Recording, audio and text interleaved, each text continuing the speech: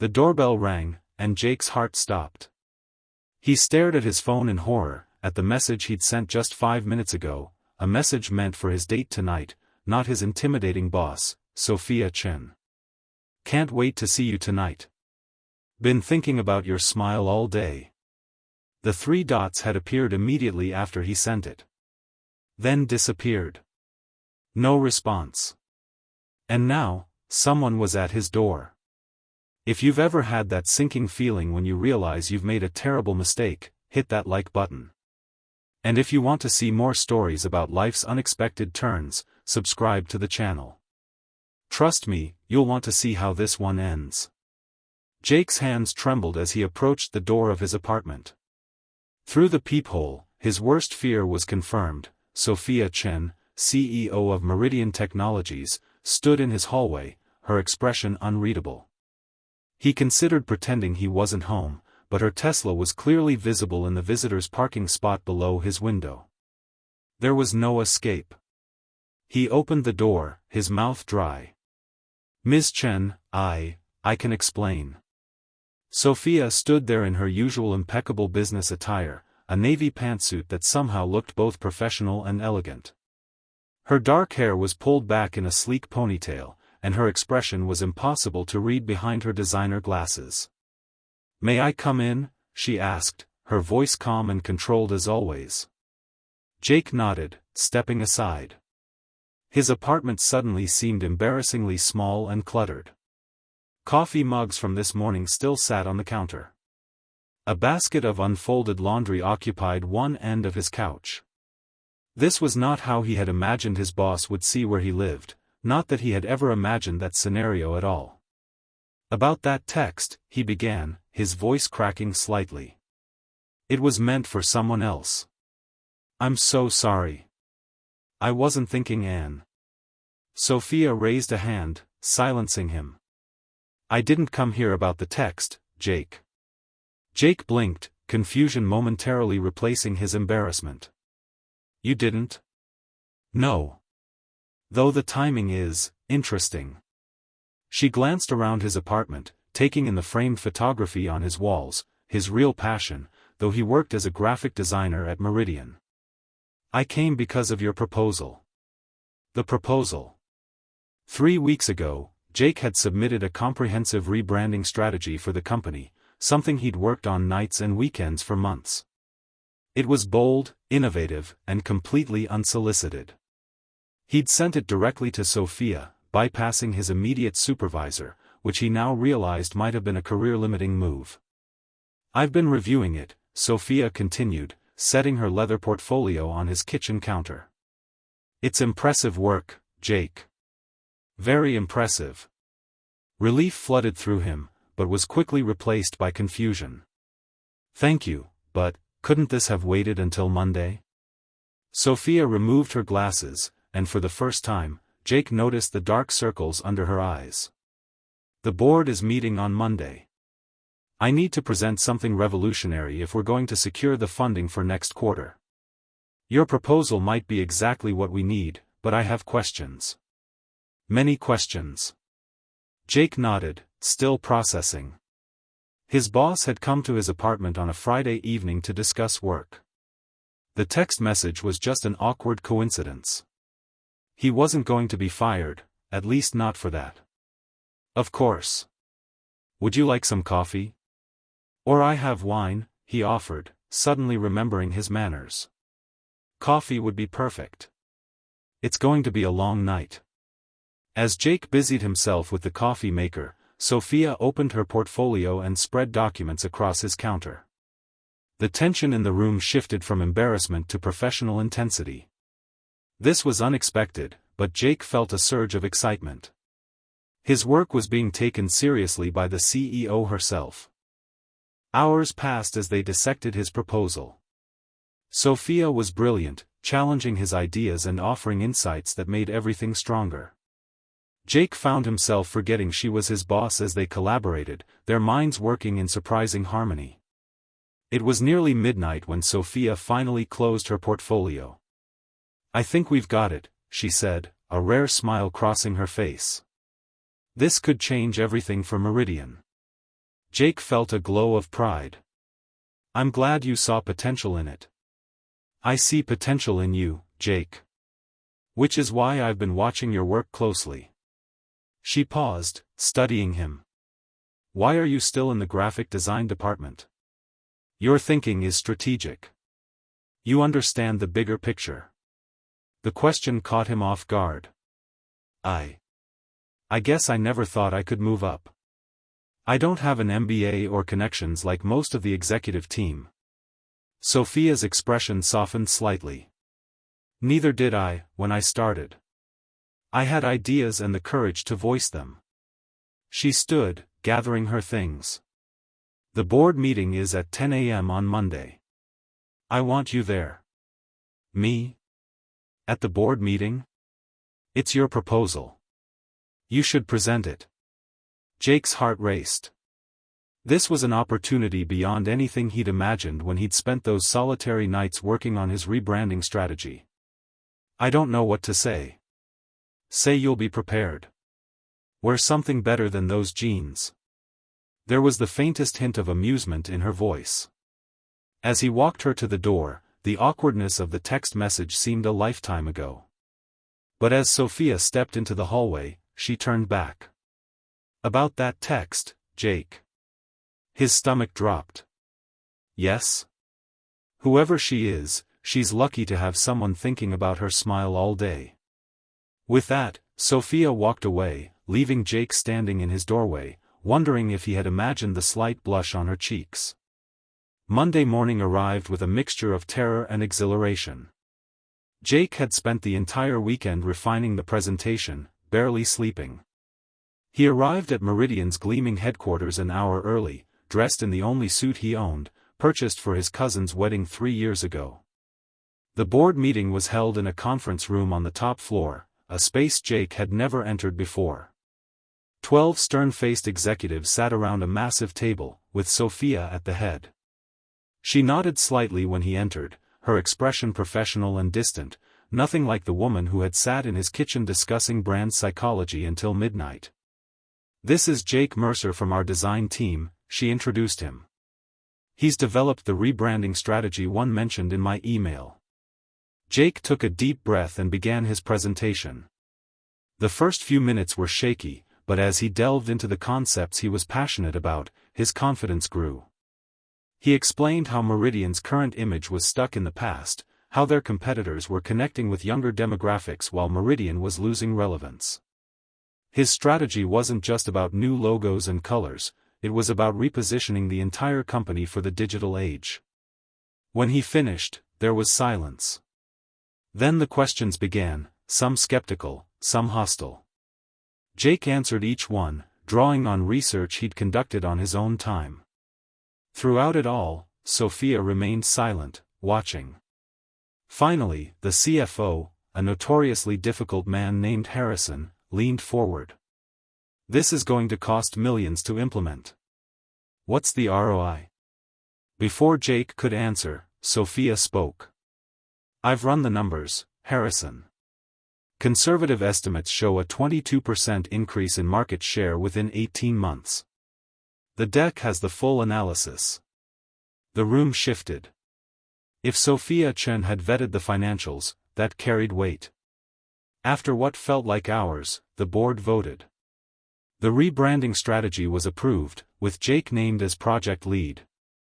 As the executives filed out, several stopped to shake his hand. Harrison even clapped him on the shoulder, the corporate equivalent of a bear hug. When the room emptied, only Sophia remained. Congratulations, Jake. You've just changed the trajectory of your career. Thank you for giving me the chance, he said, still dazed by what had happened. You earned it. I'll expect you to move your things to the office next to mine. You'll be reporting directly to me as our new director of brand strategy. Jake stared at her. Director? But that's a significant promotion? Yes. With a salary to match.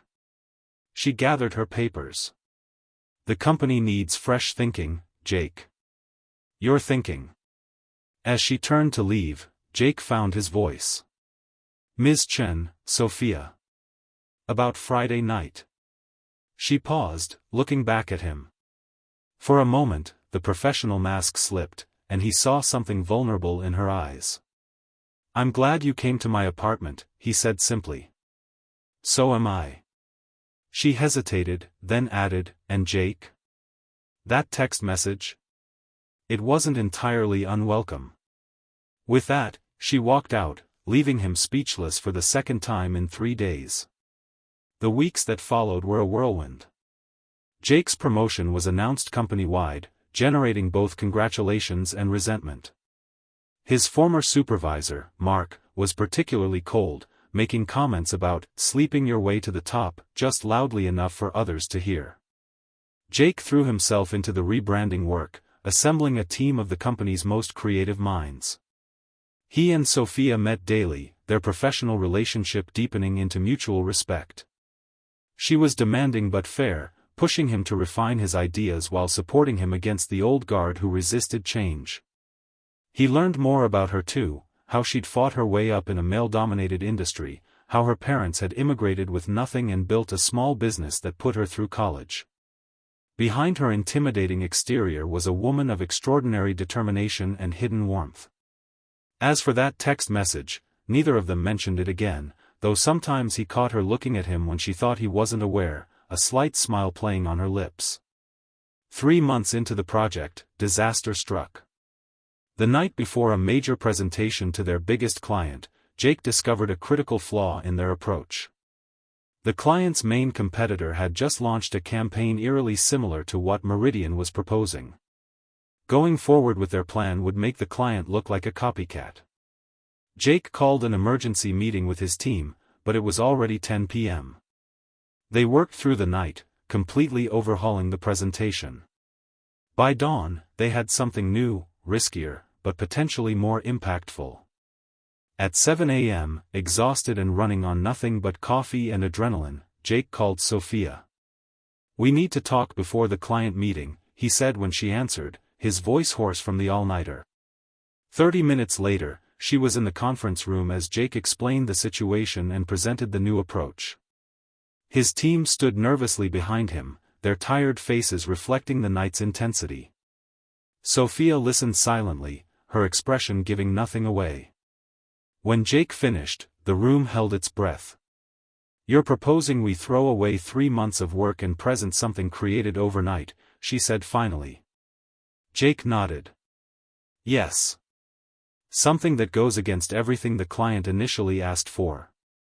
Yes. Something that could lose us a $20 million account if they hate it. Jake swallowed hard. Yes. But if they love it, it could define both our companies for the next decade. Sophia looked at each team member, noting their exhaustion and determination. Then she turned back to Jake. This is why I promoted you. She stood up. Let's go convince them. The client meeting was tense. The executives were confused by the sudden change, skeptical of the new direction. Jake presented with passion, but he could see they weren't convinced. Then Sophia stepped in. Gentlemen, she said, commanding the room with her presence. Your competitor thinks inside the box. That's why they launched the campaign they did. Jake and his team are offering you the chance to transcend the category entirely.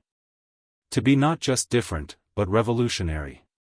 She continued, building on Jake's points, adding her own strategic insights. Together, they were formidable. By the end of the meeting, the client was not just on board, they were increasing their budget to fully realize the vision. In the elevator afterward, Jake finally let his exhaustion show, leaning against the wall as the doors closed. You need sleep, Sophia observed. I need to get back to the office. There's so much to do now that they've approved the new direction. No. Your team can handle the next steps. You're going home. But. That's an order, Jake. Her tone was firm, but her eyes were concerned. You can't lead effectively if you're running on fumes. The elevator reached the parking garage. My car's this way, Jake said, gesturing vaguely. You're not driving in this state. I'll take you home. Too tired to argue, Jake found himself in the passenger seat of Sophia's Tesla, the luxury car humming quietly as they pulled out of the garage. The morning sun was bright, making him squint. You were brilliant in there, Sophia said as they drove.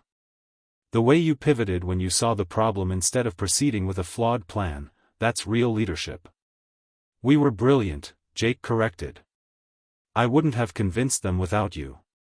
She smiled slightly. We make a good team.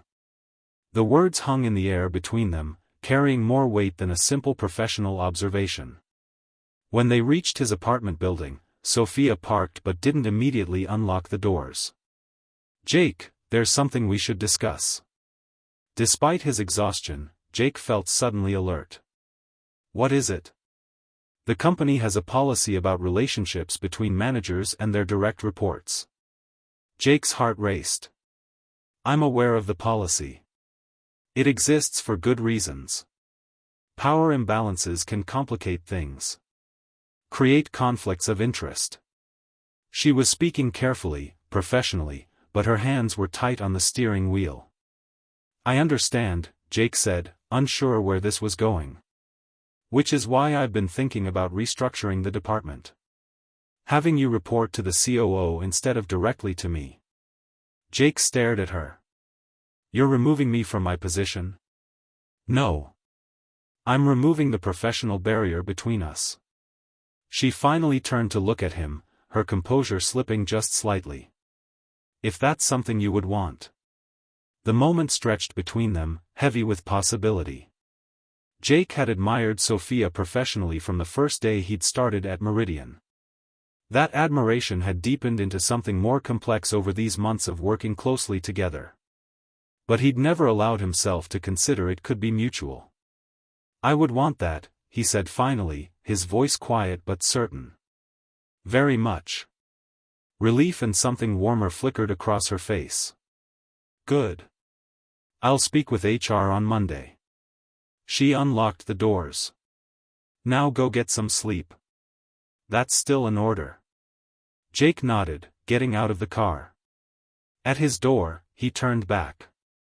Would you like to have dinner tomorrow night? When I'm conscious enough to hold a conversation? Sophia smiled, a real smile that transformed her face.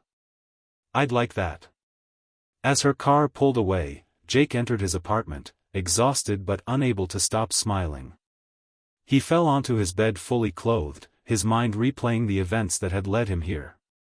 All because of an accidental text message that had brought Sophia Chen to his door that Friday evening.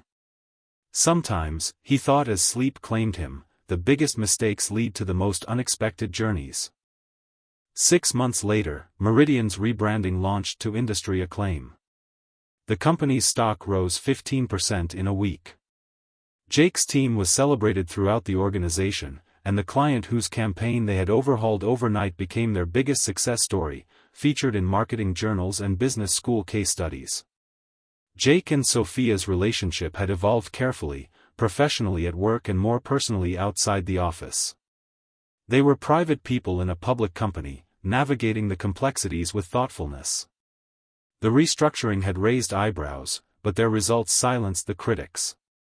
Success was a powerful answer to skepticism. On the anniversary of the day Jake had accidentally sent that text message, they returned to his apartment, now their apartment, after a quiet dinner celebration. I have something for you, Sophia said, handing him a small, wrapped package. Inside was a custom phone case. Engraved on the back were the words, "Best mistake I ever made." Jake laughed. I was so terrified when you showed up at the door that night. I was terrified too, she admitted. Coming to a subordinate's apartment, crossing that professional line. But I knew your proposal was exactly what the company needed. What I didn't know was that you were exactly what I needed. Jake pulled her close. To think, if I'd double-checked the recipient of that text. Then I would have found another excuse to show up at your door, Sophia said with certainty. Some things are meant to happen, one way or another.